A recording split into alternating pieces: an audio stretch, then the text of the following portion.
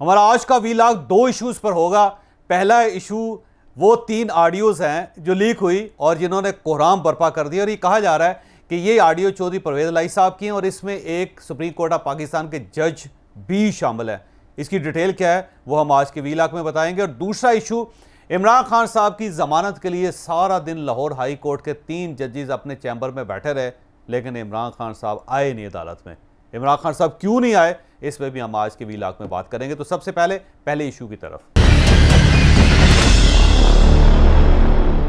कल अचानक ऊपर नीचे चौधरी परवेज इलाही साहब की 3 ऑडियो लीक हो गई, और जब वो हुई तो उन्होंने एक ऐसा कोहराम बर्पा कर दिया कि उसके बाद फिर किसी ने कोई और काम नहीं किया। कल ना मीडिया में कोई काम हुआ, ना टेलीविजन पे, ना कोई अखबार में, ना ही फिर सोशल मीडिया पे। सब लोग उन ऑडियोज़ के पीछे दौड़ पड़े। ये ऑडियो, इसका एक पूरा प्लान है और बड़ा ही दिलचस्प प्लान है। तो मैं चाहता हूं कि वो ऑडियो आपको सुनाऊं। ज़ाहिर है अब तक आपने सुन ली होगी, लेकिन एक ख़ास एंगल से मैं आपको सुनाना चाहता हूं ताकि आप पूरी कहानी को समझ सकें। तो सबसे पहली ऑडियो मुलाहिजा करें। ये वैसे ही ये ऑडियो जब लीक हुई थी ये तीसरे नंबर पे आई थी, लेकिन इसका ताल्लुक पहले नंबर पे होना चाहिए था। तो इस पहली ऑडियो में चौधरी परवेज इलाही साहब एक जज साहब से बात कर रहे हैं। अब ये पता नहीं कि वाकई वो जज साहब वही हैं जिनका नाम लिया जा रहा है, या फिर ये जज हैं भी या नहीं है। इसका ज़ाहिर है जब तक फोरेंसिक टेस्ट नहीं हो जाता कोई हतमी तौर पे नहीं कहा जा सकता। लेकिन आज की तारीख में ये ऑडियो एक जज से मंसूब है। तो जज साहब और चौधरी परवेज इलाही साहब के दरमियान जो रिलेशन है, आप पहले वो रिलेशन मुलाहिजा करें और फिर उसके बाद फिर अगली ऑडियो की तरफ हम आएंगे। सलामकुम जज साहब जी सलामकुम। की हाल है? ठीक हो जी, मैनू बड़ा अफसोस होया कि उत्थे अपना मैं आप ही आ रहा मोहम्मद खान इत्थे तुहाडे कोल ही मैं आ रहा उत्थे पहुंच गए। जी नहीं, मैं आप भी आ रहा उत्थे।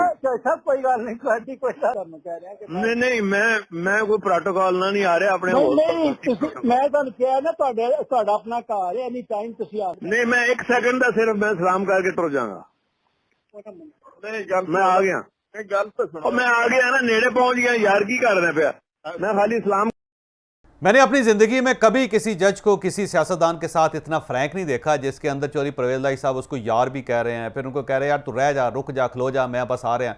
मैं बिल्कुल घर के नज़दीक पहुंच गया और वो जज साहब उन्हें मना कर रहे हैं कि सर आप मेरे घर पे ना आए, लेकिन वो कह रहे नहीं आएंगे। और साथ उन्होंने बताया कि मोहम्मद खान भट्टी पहुँच गया, नहीं पहुँच गया। अब मैं मोहम्मद खान भट्टी के बारे में आपको थोड़ी देर बताऊँगा, कि बाद में बताऊँगा कि मोहम्मद अली भट्टी है क्या। मोहम्मद अली भट्टी साहब एक जादूगर हैं और ये जादूगर पिछले 30 साल से चौधरी परवेज इलाही साहब के साथ है, और चौधरी परवेज इलाही साहब का हर किस्म का काम, वो अच्छा हो या बुरा हो, वो मोहम्मद खान भट्टी साहब ही करते थे। अब मोहम्मद खान भट्टी साहब के बारे में तो मैं आपको बताऊंगा आगे चल के, लेकिन अब आप दूसरी ऑडियो मुलाहिजा करें। दूसरी ऑडियो के बारे में कहा जाता है कि इसके अंदर पाकिस्तान के बहुत मशहूर आबू ज़ुबैरी साहब हैं, और आबू ज़ुबैरी साहब सुप्रीम कोर्ट बार एसोसिएशन के प्रेसिडेंट भी हैं और पाकिस्तान के सबसे नामवर वकीला में इनका शुमार भी होता है। और अब ये आबू ज़ुबैरी साहब ऐसे इस ऑडियो को डिनाई कर चुके हैं। उन्होंने कहा जी मेरी ऑडियो नहीं है, लेकिन इसके बावजूद फ़र्ज़ कर लेते हैं कि जो क्लेम किया जा रहा है ये वाकई आबू ज़ुबैरी साहब हैं, और आबू ज़ुबैरी साहब चौधरी परवेज इलाही साहब को इसमें मशवरा दे रहे हैं, बल्कि 2 मशवरे दे रहे हैं। आप वो दोनों मशवरे मुलाहिजा करना। सर सलामकुम सर। अच्छा जनाब से रिक्वेस्ट है कि वो मोहम्मद खान का जो केस है ना वहाँ पे, जी जी सर, सुप्रीम कोर्ट में, वो कोशिश करके तो मुज़ाहिर अली नकवी के पास लगवाना है। हाँ लेकिन वो फाइल वो कर दिया, इन्होंने फाइल कर दिया सर। अब फाइल कर दिया, जोजा साहब को पूछ लें, वो कर रहा है। जोजा साहब से मालूम कर, कल भी मेरी बात हुई थी, कल तक तो तैयार नहीं हुआ था, तो मैं चेक कर लेता। काम ठीक हो जाएगा, वो तो आप जरा कर लेना। जी मैं कर लेता हूँ सर, बहुत बेहतर। किसी को बताना नहीं है, लेकिन मैं सही है, समझ गया सर। अच्छा सर एक काम और है सर, अब वो परसों जो 14 तारीख को डोगर का भी केस लगा हुआ है बेंच में दोबारा सर, उसमें भी नकवी साहब हैं। तो वो गुलाम मोहम्मद डोगर जो सर सीसीपीओ का केस कर रहा था ना सर, आपका जो सीसीपीओ था वो भी लगा हुआ है सर परसों, क्योंकि देखिए आप वो नेचुरली हटा दिए गए, उनको तो रिप्लेस कर दिया, लेकिन केस अभी भी है सर, परसों लगा हुआ है 14 को सर। चलो मैं बात करता हूँ। तो इसमें 2 मशवरे दिए जा रहे हैं कि एक तो उनसे ये कहा जा रहा है कि मोहम्मद खान भट्टी का जो केस है वो एक जज साहब का नाम लेके कह रहे हैं कि उनकी अदालत में लगना चाहिए, और साथ उन्हें चौधरी परवेज इलाही साहब को ये भी बता रहे हैं कि गुलाम मोहम्मद डोगर का केस जो है 14 फरवरी को इन्हीं की अदालत में लगा हुआ है, और उसमें भी वो उनको बता रहे हैं कि कुछ आपको वो कुछ बताना चाह रहे हैं कि चौधरी परवेज़ इलाही साहब उस पर भी असरअंदाज हों। तो ये गुलाम मोहम्मद डोगर साहब, आपको याद होगा कि लाहौर में CCPO थे और ये बड़े चहीते थे चौधरी परवेज़ इलाही साहब के। चौधरी परवेज़ इलाही साहब उनके साथ जफ़ा मार के तस्वीर बनवा के टेलीविज़न पर नशर भी किया करते, सोशल मीडिया पर भी नशर किया करते थे और इनकी पूरी कोशिश थी कि CCPO लाहौर को ना हटाया जाए। और ये जब इमरान खान साहब के ऊपर कातलाना हमला हुआ तो उसमें भी CCPO साहब की सरबराही में एक GIT बनी थी और उस GIT की 2-3 मरतबा रिपोर्ट्स आई और उन रिपोर्ट्स को रिजेक्ट कर दिया गया था बाज़ा। बस ये एक बड़े कंट्रोवर्शियल किस्म के पुलिस ऑफिसर हैं जिनकी अलाइनमेंट चौधरी परवेज़ इलाही साहब के साथ है और पूरी दुनिया इस चीज़ से वाकिफ़ है। तो यहाँ पे चौधरी परवेज़ इलाही साहब को वकील साहब की तरफ से मशवरा दिया जा रहा है कि गुलाम मोहम्मद डोगर साहब का केस भी, क्योंकि इन्हीं जज साहब की अदालत में है, तो इनको कह दें, और साथ मोहम्मद खान भट्टी साहब का जो केस है वो भी किसी न किसी से कहलवा के उन्हें इन्हीं की अदालत में लगवा लिया जाए। और अब आप तीसरी ऑडियो मुलाजा करें जिसमें चौधरी परवेज़ इलाही साहब, पुराने एडवोकेट जनरल जो पंजाब के हैं और अब वो बड़े नामवर वकील हैं, चौधरी परवेज़ इलाही साहब के वकील हैं, उनके करीब हैं, उनका नाम है अरशद जहांगीर जोजा साहब। अब वो जोजा साहब को चौधरी परवेज़ इलाही साहब क्या इंस्ट्रक्शन दे रहे हैं, अब आप ये ऑडियो भी मुलाजा करें। जोजा साहब जी जी वो मुज़ाहिर अली नकवी को लुभाना जे वो मखा का केस है। अच्छा चलो मैं आपको आज वो चला जाएगा इस्लामाबाद, कह रहे थे इस्लामाबाद भेज देंगे आज ਤੇ ਫਿਰ ਉਸ ਤੋਂ ਬਾਅਦ ਉਹ ਜੋ ਪ੍ਰੋਸੈਸ ਹੁੰਦਾ ਫਿਰ ਉਹਦੇ ਕਿਸੇ ਨੂੰ ਕੋਸ਼ਿਸ਼ ਕਰ ਲਾਂਗੇ ਕਰਾਓ ਨਾ ਜੀ कोशिश बिल्कुल कोशिश कर लांगे बिल्कुल। मुज़ाहिर अली अकबर नकवी, हाँ ठीक है जी, बड़ा दबांग है, हाँ नहीं है जानना। तो अब अगर हम तीनों ऑडियोज़ को एक तरतीब से देखें तो पहली ऑडियो ये साबित करती है कि जिन जज साहब का नाम लिया जा रहा है वो जज साहब चौधरी परवेज़ इलाही साहब के दोस्त हैं, इतने करीबी दोस्त हैं कि दोनों एक दूसरे को यार यार कह रहे हैं और बिछे हुए हैं एक दूसरे के लिए। और चौधरी परवेज़ इलाही साहब CM होते हुए बगैर प्रोटोकॉल के उनके घर जा रहे हैं और जाके वो कह रहे हैं कि बस मुझे 1 मिनट के लिए आपसे बात करके आपको मिल के मैं वापस आ जाऊंगा। और साथ वो मोहम्मद खान भट्टी को उनके घर भेज रहे हैं। और मोहम्मद खान भट्टी साहब क्यों जा रहे हैं उनके घर, ये अगली आने वाली 2, 4, 5 वीडियोस में आपको या ऑडियोस में आपको पता चलेगा कि मोहम्मद खान भट्टी का इन जज साहब के साथ और चौधरी परवेज़ इलाही साहब के साथ क्या ताल्लुक है। और उसके बाद जो दूसरी ऑडियो है उसमें जो मुल्क के नामवर वकील हैं, और ये वकील गुलाम मोहम्मद डोगर साहब के भी वकील हैं और इन्होंने पिटीशन दायर कर रखी है गुलाम मोहम्मद डोगर साहब के लिए। गुलाम मोहम्मद डोगर साहब को हटाया गया था जब पंजाब से, तो उन्होंने एक पिटीशन दायर की थी सुप्रीम कोर्ट ऑफ पाकिस्तान में कि मुझे नहीं हटाना चाहिए था, क्योंकि उससे पहले सुप्रीम कोर्ट ऑफ पाकिस्तान एक वर्जन दे चुकी थी कि इनको वहाँ से नहीं हटाया जाएगा। तो उस बुनियाद पर अबू ज़ुबारी साहब ने एक केस कर रखा है सुप्रीम कोर्ट में और वो केस भी इन्हीं जज साहब की अदालत में, 2 जजेस हैं उस बेंच के, उसी में लगा हुआ है। और अब इनकी डायरेक्शन पे चौधरी परवेज़ इलाही साहब एक तीसरे वकील को, अब इन वकील का सुप्रीम कोर्ट ऑफ पाकिस्तान के साथ क्या ताल्लुक है, आने वाले दिनों में आपको पता चल जाएगा कि वो इतने कारीगर हैं कि वो वाकई सुप्रीम कोर्ट ऑफ पाकिस्तान के ऊपर असरअंदाज हो के किसी भी जज की अदालत में कोई भी केस लगवा सकते हैं।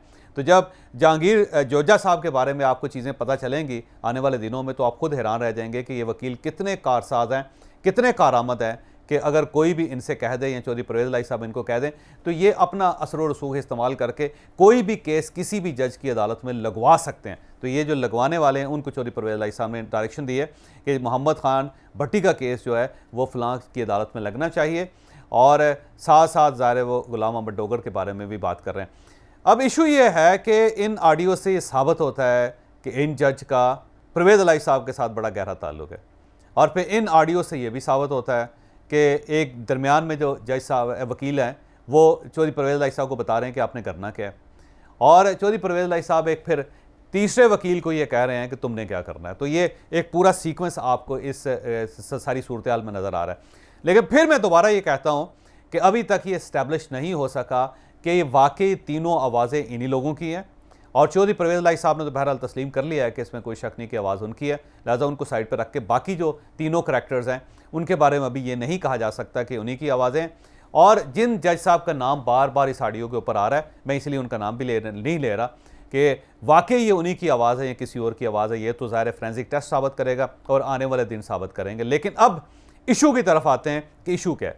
इशू 2 हैं। पहला इशू तो ये है कि गुलाम मोहम्मद डोगर साहब पुलिस ऑफिसर हैं, CCPO रहे हैं लाहौर के, चौधरी परवेज़ इलाही साहब के बड़े करीबी हैं, चौधरी परवेज़ इलाही साहब के कहने पे उन्होंने बहुत से काम किए हैं, और अब वो चाह रहे हैं कि पंजाब से बाहर उनको ना रखा जाए, क्योंकि उसकी वजह यह है कि जब वो वफाक के पास रहेंगे तो वफाकी हुकूमत उनसे कुछ भी उगलवा सकती है। तो एक पटिशन उन्होंने दायर कर रखी है गुलाम मोहम्मद डोगर साहब ने, जिसके वकील ज़ाहिर आबद ज़ुबैरी साहब हैं और कुछ और वकला भी उनके साथ हैं। तो ये वकील साहब जो हैं, इनको फ़ीस अगर आप देखेंगे तो गुलाम मोहम्मद डोगर साहब तो नहीं दे सकते। गुलाम मोहम्मद डोगर साहब इतने अमीर आदमी नहीं है, पुलिस ऑफिसर हैं, कितने पैसे होंगे उनके पास। तो अब इनकी जो फीस है यकीनन चौधरी परवेज़ इलाही साहब अदा कर रहे होंगे, या कैश में होगा या ज़ाहिर बैंक ट्रांसफ़र होगी, तो इसको भी साबित करना कोई नामुमकिन नहीं है। और दूसरा जो इशू है वो मोहम्मद खान भट्टी साहब है। मोहम्मद खान भट्टी साहब मंडी बहाउद्दीन के रहने वाले हैं और ये चौधरी परवेज़ इलाही साहब के बहुत करीबी हैं। कोई 35 साल से चौधरी परवेज़ इलाही साहब के साथ हैं। लिहाजा चौधरी परवेज़ इलाही साहब जहाँ पे भी होते हैं, मोहम्मद खान भट्टी इनका दायां बाजू बन के वहाँ पे खड़े होते हैं। तो चौधरी परवेज़ इलाही साहब को जब इमरान खान साहब ने स्पीकर पंजाब असम्बली बनाया तो मोहम्मद खान भट्टी साहब जो हैं वो वहाँ पे सेक्रेटरी बन गए असम्बली के, और उसके बाद वो चौधरी परवेज़ इलाही साहब की खिदमत सर अंजाम देते रहे, उनकी बड़ी मदद करते रहे। उसके बाद जब चौधरी परवेज़ इलाही साहब चीफ मिनिस्टर बने तो वो प्रिंसिपल सेक्रेटरी बन गए, और प्रिंसिपल सेक्रेटरी की हैसियत से उन्होंने बहुत काम किया। उसके बाद इनके बारे में बहुत सी खबरें फैली कि इन्होंने कुछ पैसे लिए, कुछ पैसे दिए, उधर से पैसे आते थे, उधर चले जाते थे, वहाँ से पकड़ते थे, वहाँ पहुँचा देते थे। इसमें बल्कि गुजरात का एक एक्सकियन जो है उन्होंने एक एतराफ़ी बयान भी लिख के दिया कि मैंने इतने पैसे मोहम्मद खान भट्टी साहब को दिए थे और मोहम्मद खान भट्टी साहब ने मेरे सामने वो पैसे मोनस इलाही साहब के हवाले किए थे। उसके बाद इनके ऊपर केस बन गया और फिर इनकी गिरफ्तारी के लिए छापे पड़ने लगे। तो ये यहाँ से भाग के सिंध चले गए। तो सिंध का एक शहर है मटियारी, आपको पता होगा। तो मटियारी के अंदर इन्होंने एक जज साहब के साथ कोई बंदोबस्त किया और इनकी कोशिश थी कि जज साहब की अदालत में पहुँच जाएँ और जज साहब इनकी ज़मानत कबूल कर लें। तो जब वो ये सिंध के अंदर भी अगर इनकी ज़मानत हो जाती तो फिर उसके बाद FIA इनको गिरफ़्तार नहीं कर सकती थी। लेकिन जिन लोगों ने गिरफ़्तार करना था उन लोगों को पहले पता चल गया, लिहाजा जब ये मटियारी पहुँचे तो इन्हें वहीं से गिरफ़्तार कर लिया गया। और गिरफ़्तार करने वाले कौन है अभी तक ये पता नहीं चल सका, क्योंकि ज़ाहिर इनकी गिरफ़्तारी खुफिया तरीके से हुई, क्योंकि ये अचानक गायब हो गए। और इसके बाद अब इनकी फैमिली भी इनको तलाश कर रही है, चौधरी परवेज़ इलाही साहब भी इनको तलाश कर रहे हैं। लेकिन जो खबरें इनके बारे में मशहूर हो रही हैं, जो ज़ाहिर कानों कान खबरें आती हैं, कानों से ना कोई खबरें बता दी जाती हैं, तो ये जो कानों से खबरें आती हैं इनके मुताबिक ही अब तक 50 अरब रुपए का एतराफ़ कर चुके हैं। 50 अरब रुपए का, जी हाँ, ये 50 अरब रुपए का एतराफ़ कर चुके हैं कि मैंने फ़लाँ से पैसे उठाए, फ़लाँ को दिए, फ़लाँ को फ़लाँ से लेके फ़लाँ को दिए, और इन्होंने वो सब कुछ बताया कि जो चौधरी परवेज़ इलाही साहब चीफ मिनिस्टर होने की हैसियत से करते रहे, और मोनस इलाही साहब के बारे में भी। तो ये धड़ाधड़ तोते की तरह बोल रहे हैं और बहुत सारे एतराफ़ात कर रहे हैं। जब इन एतराफ़ात की बुनियाद पे लोगों को गिरफ़्तार कर लिया जाएगा तो फिर एक केस बन जाएगा। जब केस बन जाएगा तो फिर इनको एंटी करप्शन के हवाले कर दिया जाएगा। और एंटी करप्शन में याद रखें कि एक बड़ा तगड़ा ऑफिसर जो है वो वफाक ने पंजाब भिजवा दिया, और वो जो तगड़ा अफसर है उससे सब डर रहे हैं। सबका ख्याल ये है कि अगर ये वहाँ पर रहे तो फिर ये सब कुछ उगलवा लेंगे, और मोहम्मद खान भट्टी साहब और चौधरी परवेज़ इलाही साहब उससे बहुत डरते हैं। लिहाजा इन सब की कोशिश है कि किसी न किसी तरीके से इनको, चौधरी परवेज़ इलाही साहब को या फिर मोहम्मद खान भट्टी को किसी और जगह पार्क कर दिया जाए। तो ये पार्किंग की कोशिश की जा रही है। अब मोहम्मद खान भट्टी साहब की अहलिया ने 2 दरख्वास्तें दायर कर रखी। एक उन्होंने सिंध हाई कोर्ट के अंदर दरख्वास्त दे रखी है कि मेरे क़ामत को बासियाब किया जाए, वो उनको कहीं उठा के ले जाया गया, गायब कर दिया गया उसकी। दूसरी जो दरख्वास्त है उन्होंने वो सुप्रीम कोर्ट ऑफ पाकिस्तान भिजवाई। अब सुप्रीम कोर्ट ऑफ पाकिस्तान में अभी वो दरख्वास्त लगी नहीं, और अगर इन ऑडियो को सही समझ लिया जाए तो फिर इससे यूँ महसूस होता है कि आबद ज़ुबैरी साहब चौधरी परवेज़ इलाही साहब को कह रहे हैं कि अगर उनकी अहलिया जो दरख्वास्त दे रही हैं तो उस दरख्वास्त को किसके पास जाना चाहिए, एक ख़ास जज हैं जिनके पास जाना चाहिए। और उस जज के बारे में चौधरी परवेज़ इलाही साहब का अपना भी कहना है कि बड़े तगड़े जज हैं, बड़ा नर मर्द जज हैं, तो वो बार बार उनके बारे में ये भी कह रहे हैं। तो अब ये सारा सिलसिला अगर इसी तरह है तो फिर ये बहुत खौफनाक है। इसका मतलब ये हुआ कि अदालतों को, और सबसे आला अदालत को, उसको भी कोई और मैनिपुलेट कर रहा है। लिहाजा जब ये चीज़ें बाहर निकलेंगी तो फिर मेरा ख्याल चौधरी परवेज़ इलाही साहब को बहुत कुछ सवालों के जवाब देने पड़ेंगे, और इसके साथ साथ इमरान खान साहब, बाकी सब लोग। तो ये लोग इस तरह फंस जाएंगे, क्योंकि अगर वफाकी हुकूमत ने जिस तरह वफाकी हुकूमत कर रही है इसका फोरेंसिक टेस्ट करवा लिया और ये चीज़ें साबित हो गई कि वाकई ये जोजा साहब की ऑडियो है, वाकई ये जज साहब की ऑडियो है, वाकई ये आबद ज़ुबैरी साहब की ऑडियो है, तो फिर आप खुद अंदाज़ा लगाएं कि ये सिलसिला कहाँ तक जाएगा। मेरा ख्याल ये सिलसिला बड़ी दूर तक जाएगा। और अब हम दूसरे इशू की तरफ आते हैं। दूसरा इशू इमरान खान साहब की ज़मानत की दरख्वास्त है। आपको याद होगा कि 2 दिन पहले इमरान खान साहब की ज़मानत मनसूख हुई थी इस्लामाबाद में इंसदाद दहशतगर्दी की अदालत में। इंसदाद दहशतगर्दी की अदालत में इमरान खान साहब का एक केस चल रहा है कि उन्होंने इलेक्शन कमीशन के सामने गुल गपाड़ा किया था, हल्ला गुल्ला मचाया था, उन्होंने वहाँ पे बहुत कानून तोड़ा और उसके बाद उनके ऊपर ज़ाहिर इंसदाद दहशतगर्दी का पर्चा हो गया, जो मेरा ख्याल है पर्चा बनता नहीं था। मैं पहले कह रहा हूँ कि इमरान खान के खिलाफ वो पर्चा बनता नहीं था। ये रवैया पाकिस्तान में ख़त्म होना चाहिए कि जो आपका सियासी मुखालफ है उसके ऊपर आप सारे केस ठोक दें, और इंतहा दर्जे के केस जिसमें दहशतगर्दी का भी कानून है या ये भी केस है, तो ये बड़ी ज़्यादती है। वैसे इमरान खान साहब के खिलाफ ये केस नहीं होना चाहिए था। बहरहाल ये केस चल पड़ा और उसके बाद इमरान खान साहब ज़ाहिर ज़ख्मी हो गए, फिर वो लाहौर में बैठ के, तो जज साहब उनको बार बार बुलाते रहे, वो नहीं आए। तो आज से 2 दिन पहले अचानक उनकी दरख्वास्त ज़मानत मनसूख कर दी गई और उनके वकील ने जो इस्तिस्ना की दरख्वास्त की थी वो भी मुस्तरद कर दी जज साहब ने। इसके बाद इमरान खान साहब के पास एक ही ऑप्शन था कि वो लाहौर हाई कोर्ट में चले जाएँ और वहाँ से अफासी ज़मानत ले लें। अफासी ज़मानत ये होती है कि एक मुलज़म अदालत में पेश होता है, वह कहता है जी फ़लाँ अदालत ने मुझे बुला रखा है, मैं उस अदालत में पेश होना चाहता हूँ, लेकिन मुझे ख़तरा यह है कि मैं इस अदालत से बाहर निकला तो मुझे पुलिस गिरफ़्तार कर लेगी और वो मुझे उस अदालत तक नहीं पहुँचने देगी, लिहाजा मुझे अफासी ज़मानत दे दी जाए ताकि मैं उस अदालत में पेश हो सकूँ और इस दौरान मुझे पुलिस गिरफ़्तार न कर सके। तो इमरान खान साहब ने लाहौर हाई कोर्ट में अफासी ज़मानत की दरख्वास्त दे दी आज से 2 दिन पहले। तो जज साहब ने कहा कि कानून ये कहता है कि जब तक मुलज़म खुद को अदालत में पेश नहीं करता, अपने आप को अदालत के सामने सरेंडर नहीं करता, उस वक्त तक हफासी ज़मानत नहीं दी जा सकते। तो अब इमरान खान साहब के वकला को कहा गया कि आप इमरान खान साहब को लेकर आएँ ताकि वो मेरे सामने आएँ और मैं उनकी दरख्वास्त कबूल कर लूँगा।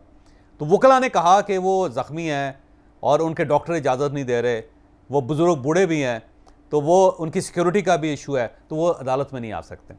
तो इस पर जज साहब ने कहा कि मैं IG को हुक्म देता हूं कि अपनी सिक्योरिटी में इमरान खान साहब को यहाँ पहुँचाए, लेकिन वकला इस बात पे भी राज़ी नहीं हुए। फिर जज साहब ने यह कहा कि आप उन्हें एम्बुलेंस में ले आएँ और एम्बुलेंस के अंदर, और अगर उन्होंने कहा जी बहुत सारे हमारे पास मुलज़म आते हैं जिनको लोग कंधों पर उठा के लाते हैं क्योंकि वो इतने ज़ख्मी होते हैं, इतने बीमार होते हैं कि वो चल भी नहीं सकते, तो आप उन्हें कंधों पर उठा के ले आएँ, आप उन्हें एम्बुलेंस में रख के ले आएँ, आप उन्हें व्हील चेयर पर ले आएँ, तो मैं आपका इंतज़ार करता हूँ। लेकिन वकला ने बड़ा टालने की कोशिश की, लेकिन जज साहब अड़ गए। उन्होंने कहा जी इसके बगैर उनकी ज़मानत नहीं हो सकती। बहरहाल कल सारा दिन जज साहब उन्हें वक्त देते रहे और वकील आते रहे, जाते रहे। आखिर जज साहब ने यह कहा कि मैं 8:15 बजे तक यहीं बैठा हूँ अदालत में, तो रात 8:15 बजे तक आप इमरान खान साहब को ले आएँ। लेकिन बहरहाल इमरान खान साहब नहीं आए, तो जज साहब ने इसके बावजूद उनका एहतराम किया और दरख्वास्त उनकी मुस्तरद नहीं की और कहा कि आप कल ले आएँ। तो कल का दिन जो था उसमें भी जज साहब सारा दिन इंतज़ार करते रहे और जब वकला आते रहे, जाते रहे, दरख्वास्त करते रहे, लेकिन उनकी ज़ाहिर दरख्वास्त कबूल नहीं की गई। तो वकीलों को ये महसूस हुआ कि ये जज साहब हमारी दरख्वास्त मुस्तरद कर दें, तो वो फौरी तौर पे उन्होंने एक दूसरी दरख्वास्त दायर कर दी और एक बड़ा बेंच बन गया। अब ये 2 रुकनी बेंच था। जब ये दरख्वास्त 2 रुकनी बेंच के पास गई तो 2 रुकनी बेंच ने भी यही कहा कि भाई साहब आपको इमरान खान साहब को यह लाना पड़ेगा, कानून तो यही कहता है कि जब तक मुलज़म नहीं आएगा उसकी अफासी ज़मानत नहीं दी जा सकती।